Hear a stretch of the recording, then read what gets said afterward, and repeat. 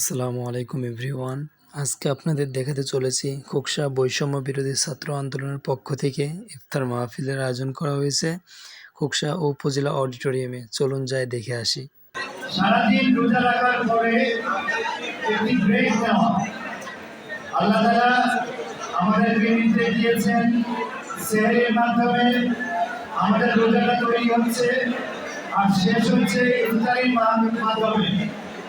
সারাদিনে আমরা দীর্ঘ সময় না খেয়ে আছি আল্লাহকে রাজি খুশি সন্তুষ্টি করার জন্য, কিন্তু সেটা শুধুমাত্র উপবাসে পর্যবেসিত হবে যদি না আমরা পরিপূর্ণভাবে রোজার যে হক দেওয়া আছে সেই হকগুলো আমরা আদায় করি।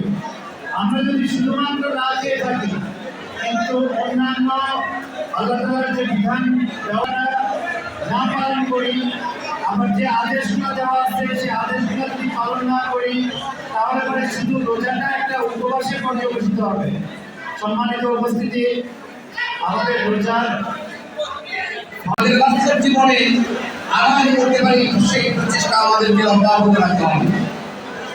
আজকে যদি এই পবিত্র মাহে রমজান আমাদের কাছ থেকে বিদায় নিয়ে চলে যায় আর আমরা যদি কোনো কিছু এখান থেকে গ্রহণ করতে না পারি, কোনো শিক্ষা নিতে না পারি, তাহলে এই রমজান মাস এসে আমাদের জীবনের, আমাদের চরিত্রের, আমাদের সমাজের কোনো পরিবর্তন হবে না।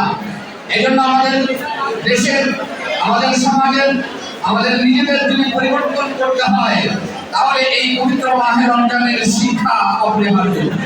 আর এই শিক্ষা যদি আমরা এখনই নিতে পারি, সামনে যে কয়টা দিন আছে এই কয়টা দিনে যদি আমরা এটার বাস্তব কাজে লাগাইতে পারি তাহলে আমরা সফল হব।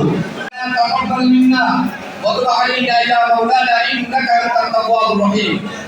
اللهم احفظنا من كل بلاء الدنيا وعذاب الآخرة.